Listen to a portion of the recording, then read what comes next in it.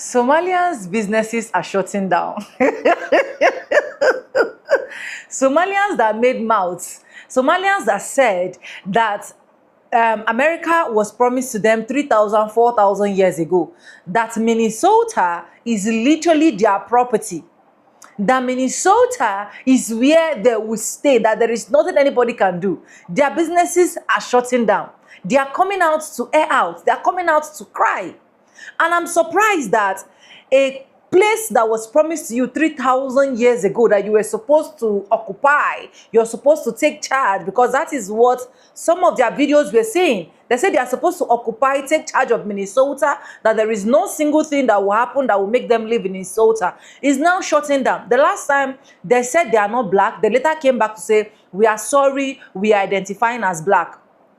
It's just a whole lot that Somalians have literally done that a lot of people can literally not support them. I don't know why. And they will literally tell you that they speak Arabs, that they are not, they don't want to even identify with blacks. But because of all of these storms and all of these circumstances that has literally been happening, Somalians are now crying out. Somalians now need help. Somalians now...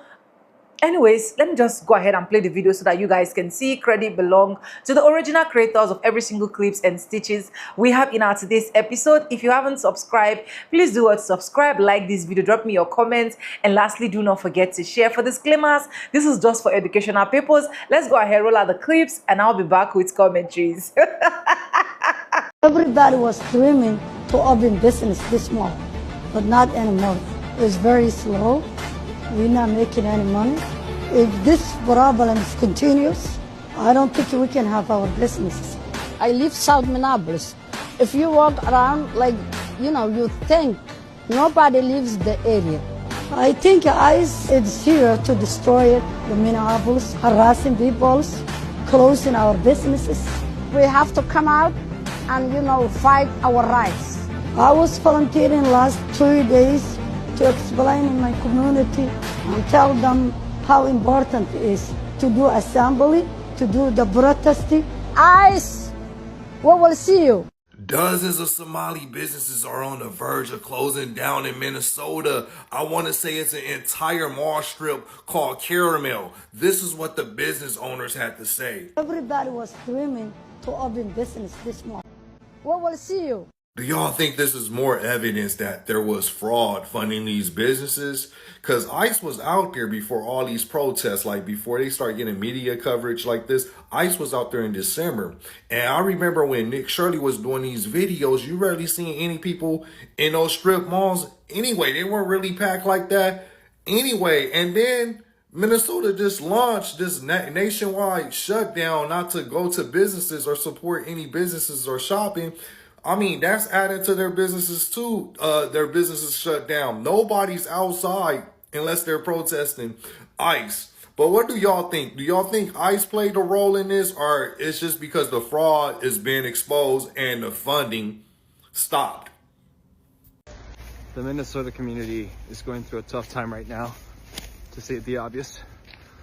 People are scared to leave their homes because ICE is even arresting U.S. citizens. As a result, small businesses in the Somali and Latina communities are really struggling right now. Almost tripped there. So I'm taking advantage of my Thursday evening by coming to get some groceries from the local grocery store, and I'll be careful here, and grabbing some dinner at the Somali restaurant. I encourage everyone to do the same. Stores are closing early. Elders stay home now. People whisper in the halls, worried. Still, we come, we check on each other. We're scared, but we stand together. So apparently there's hundreds of Somalians throughout Minneapolis and Minnesota that is protesting their own way. And you want to know how they're protesting? They're going to shut their business down. Let me be the first to let you all know that we don't give a shit. Okay, that's number one. Number two, it ain't even business. It ain't no business at all. Okay, stop it. You all are shutting those businesses down because you all are running. You all are jetting, getting on those American Airlines and going back to wherever the hell y'all came from because the gig is up. All right, the Trump administration is coming after you all. Now, if you don't know by now, the Trump administration, DOJ, Pam Bondi, they have been hemming people up left to right, charging people. I think at this point, over 200, most of them are Somalians that has been in this entire fraud situation, stealing billions of taxpayer dollars. We don't give a shit how y'all protesting. We really don't. I don't know why you all feel the need to do this or do that. It's not going to help your all cases. Y'all business don't contribute to nothing. They're not even running. Minneapolis is not going to feel no impact from this. Literally. You guys, on some real, I know we're laughing, but like low-key ain't shit funny. Like, ain't shit funny. These people, and this is exactly what I knew Trump calling us out would do, is make these loser-ass people feel emboldened enough to come to our communities, wreak havoc in our communities, and call us out because they couldn't make something of themselves.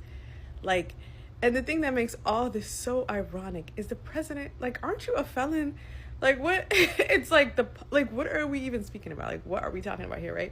But these brainwashed individuals are so focused on immigrants and minorities that they can't see past the brainwashing. Like, it literally pisses me off, y'all. Like, I don't find this to be funny at all. Like, I know we're making jokes about it, but it enrages me, y'all. Like, it makes me so mad because the hypocrisy and, like, I don't know, this narrative. I just miss when we were freaking inconspicuous. Nobody knew who we were. We're minding our business. Like, please, like, oh. So finally, something is happening. There's some movement going. The American people have been screaming for the past year of all the fraudulent activity that's happening in the U.S., primarily the Somali fraud that's happening in Minnesota now. Allegedly, it's draining hundreds of millions of dollars, taxpayers' dollars. And the Democrats want to pretend like they don't know what's happening because of the voter block, which keeps them in office. Here you have a creator, Nick Shirley, alongside with David. They're in Minnesota investigating, talking to locals, asking the questions that nobody in office wants to do. I'm not saying they've solved anything or proved anything at this moment in time, but they are on the ground following the money trail where it all starts. And now you have the NRCC asking the same questions we've been asking. Where are the investigations? Where are the audits? Because if the IRS can track me for a $600 cash app, I know they can figure out what's going on in Minnesota. Because if our taxpayer money is being stolen, I don't care who it is. It needs to be investigated. Because Minnesota's little fraud Disneyland, your little storyline is about to come to an end. And I always try to encourage you guys to play your part. A little bit goes a long way. If we all work together, we can see significant change. Go vote. The link is in my bio. Should these fraudsters be investigated? Yes or no? Now is the time. Now is the time to play your part and make a difference. And then guess what? If they find real evidence, then yeah, charges, trials, and prosecutions will follow. That's how it's supposed to work, the legal way. Do your part and vote. They're trying to sweep it under the rug as if tax time is not coming up. A lot of people are trying to figure out and wonder, why am I paying taxes and these people are just defrauding the government? And I know these Somalians are not that smart to come around and do all this shit in the United States. There's people out there that's helping them do this. And a lot of the politicians, bro, honestly, bro, they're all gonna be blamed. All of them. The only ones that I could say were probably not on is Mark Hoffman and Elizabeth Hortman. The two politicians that got shot and killed because they did not want to give illegal immigrants free healthcare and whatnot. And they did nothing about it, bro. That shit is insane. Honestly, bro, Tim Walz, his wife, his kids, everybody.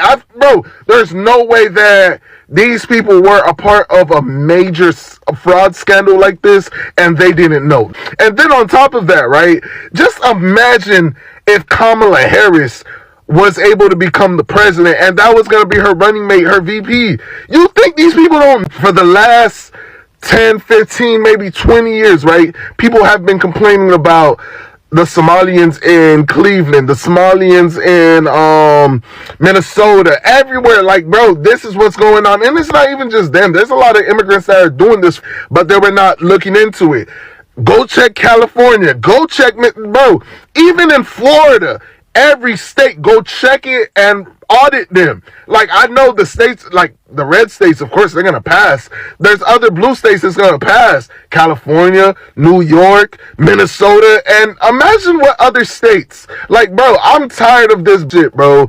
There needs to be people held accountable for these situations. Hey, what's up, America? Minnesota Somalian fraud update. So Donald Trump is now saying the fraud in Minnesota among the Somalian community is now topping over $19 billion. Donald Trump is also now pushing hard for an investigation into Ilhan Omar and how she went from negative net value to $30 million in a year and a half. On top of that, Ilhan Omar's husband going from a bankrupt winery to $1 million organization all of a sudden. On top of that, the Somalian community is now accusing Democrats of not shielding them from investigations, saying that they'll turn their support away from Democrats because they did not have proper protections. I guess that's proper protections from not being investigated. Nevertheless, there's a lot of really shady shit going on with the Somalian community up in Minnesota, particularly the city of Minneapolis. I also noticed that at the protests that were going on recently this weekend in Minneapolis, that none of the Somalians came out to protest. It was all liberal white people for the most part. Not a Somalian could be seen anywhere. So the white liberals are getting in the streets to protest about a community that's being marginalized that they won't even come out to help protest themselves. That should tell you a lot and speak volume. I'm going to share some fascinating information I found out why Minnesota is such a desirable place to people like the Somalis and to like illegals there. Okay, this information comes from Michelle Bachmann, who was a politician out of Minnesota. Okay, she says that the Somalis started coming there in the first place through Bill Clinton, not Barack, through Bill Clinton. Okay, she also said that the Somalis were so deceptive that they couldn't be trusted to tell the truth on anything. What was happening is that Minnesota is very, very generous with their welfare benefits. Okay, it's one of the top states in the nation with how much they give for welfare benefits, which attracted a lot of people starting in the 80s.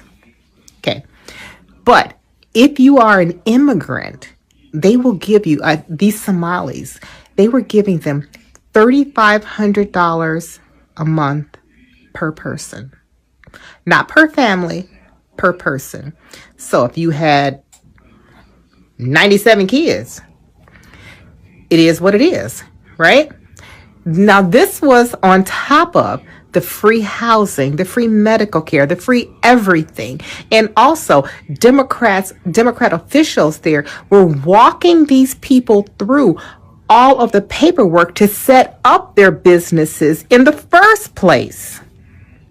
So this is why the Somalis were able to access billions and billions of dollars, more than the entire GDP of Somalia. And while they were shuttling money, and like she said, in those little rolly suitcases back and forth through the airport, taking out billions of dollars.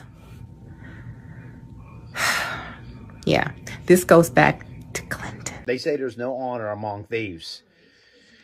The Somalis handpicked a courier to actually bribe a juror with $200,000 at trial. Well, their handpicked courier skimmed 40% of the money before it ever got to the juror. And this is what happened. Somalis got caught bribing the jury. One of the Somali fraudsters tried to bribe a juror with $120,000. What turned out, she'd been given $200,000 to bribe the juror, and she skimmed $80,000. They skimmed the skim. They really are gangsters. But Trump's the captain now, and it's game over. Remember, people, that is your hard-earned tax money that they're using to do this stuff. So, something to think about. But I want to hear your comments, and make sure you smash and like that follow button. I'm from Minneapolis, and Somalians are just part of the culture here. As far back as I can remember, I've always seen Somalians. And in these past 5 years, the population increased so much. It went from seeing them to them feeling like the majority a lot of places that I go. And also over the past few years, I've noticed that I see a lot of them with new cars. So I'm a handyman and I worked on a lot of Section 8 housing to make sure they're up to standard. And one thing I've noticed when I go to these Section 8 houses, one, it's usually a Somali family. And what I mean, usually it's 9 times out of 10. And those houses usually have new cars in the front. I mean cars with an S, multiple new cars. And what I mean usually is like 8 out of 10 Somali houses I've seen that. And I always wondered how someone on Section 8 can afford multiple new cars. I just couldn't put it together. So now finding out about this fraud stuff makes so much sense. And you know who I feel bad for other than me for paying for that shit with my taxes? Is Somalians who came here on the up and up and who didn't break the law. Because as a black man, I know how it feels to be judged because someone else with your same skin color did some stupid that you wouldn't approve of. I'm not a Republican or a Democrat, but one thing I do know is I've been saying for years we need to kick Tim Walz out because he knew about it from the beginning. If you are defending immigration, this is how the Somalis are repaying you. Now, please keep your hands where we can see them. It's just money for my family, wallahi. I don't do nothing wrong. You're transporting over 500,000 in undeclared currency. We have to seize I need it for home, please, I beg you. Ma'am, you're being detained right now. Turn around for me. They're actually, from what I understand, taking up to $1 million a day out of the country of your taxpayer money and taking it over to Somalia. Basically, from what I understand, they've already paid off their GPD over there because of the billions of dollars they stole off us. So when you're defending the immigration policies that we're trying to put in place, this is how they're repaying you. She just took out more money than you make an entire year. And you're going to try to defend people. President Donald Trump needs to continue to dismantle the Somalian community in Minnesota. What is this about to do with stuff is that so many people that are getting ready to come up in the 2026 election, when seats are being vacated, they're using the Somalian community to gain rank into those seats, into those positions. That's how Ilhan Omar got in her position.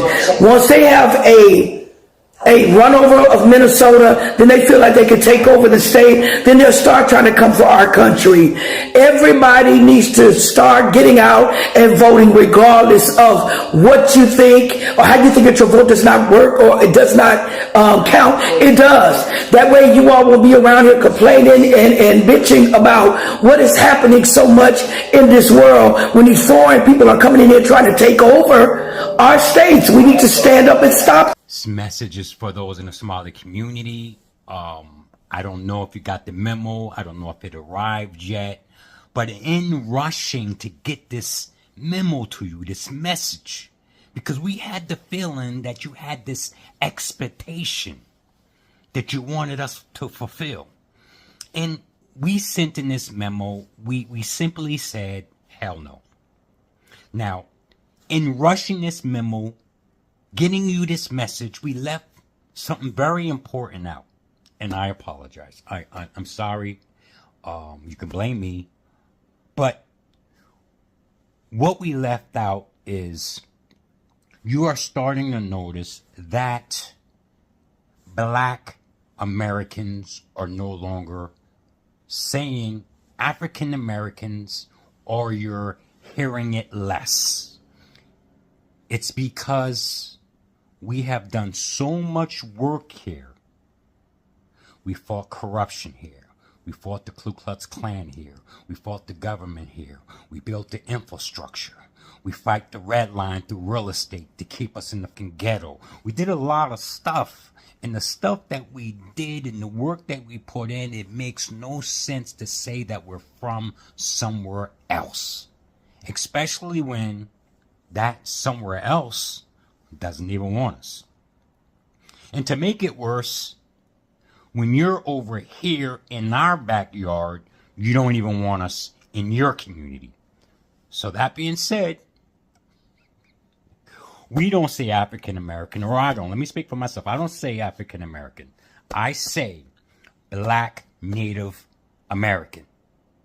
And that's not to take away from the work that everybody else does with like my ancestors, not to disrespect anybody, but we're here today and we had to fight to be here. And my people is not going to fight and die here to raise their children here to turn around and say that they're from somewhere else. No, that doesn't work, especially when you let us know that we're not welcome in your community.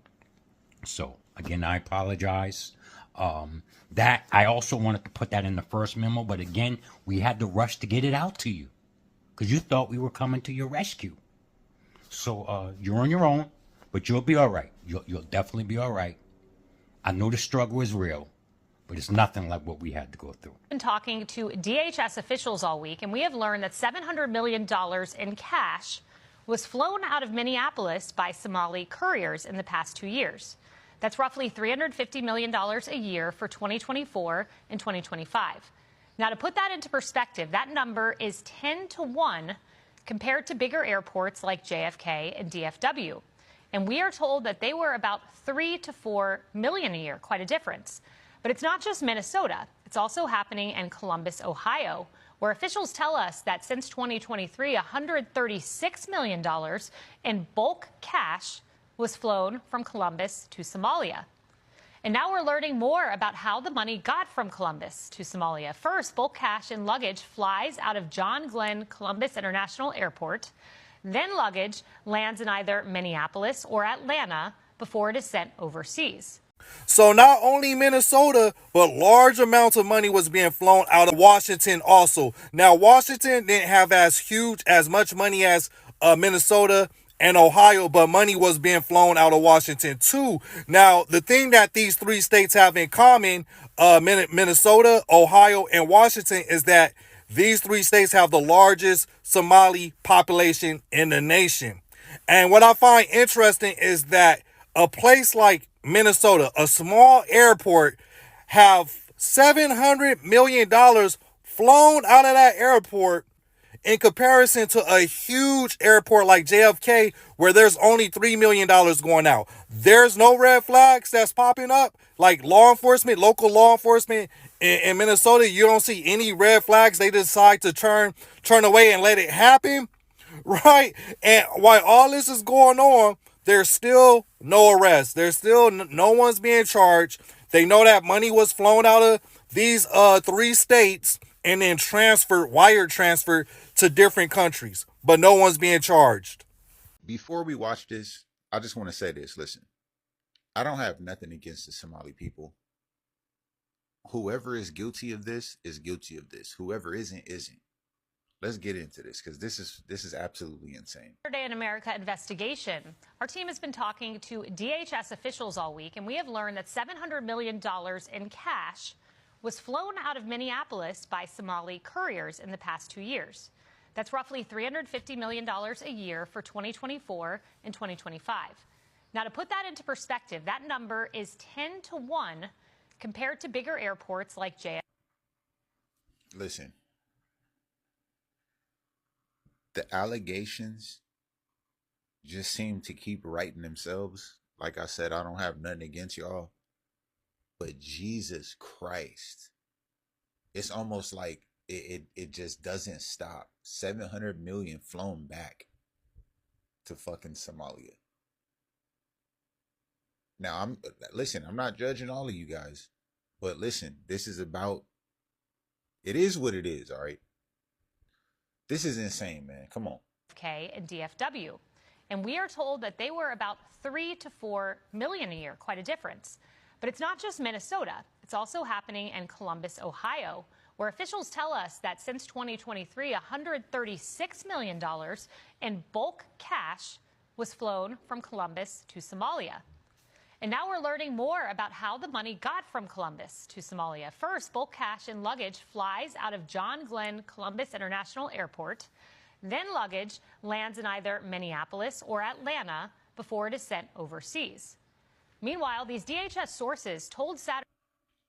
Bro, they had an entire scheme. Y'all just heard what the lady said. They was flying it out in luggage. So listen, they didn't give a fuck. They was getting the money out of this motherfucking country one way or another. Put it in the luggage. Fuck it. Strap it to your back. Tape it to your legs. Fuck it. This is crazy.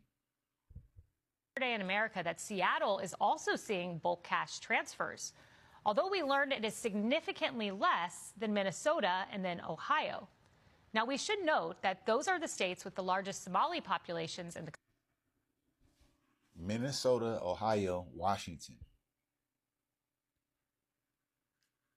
My Somali people, listen, I'm not blaming all of y'all, but this shit is coming out of y'all communities, okay?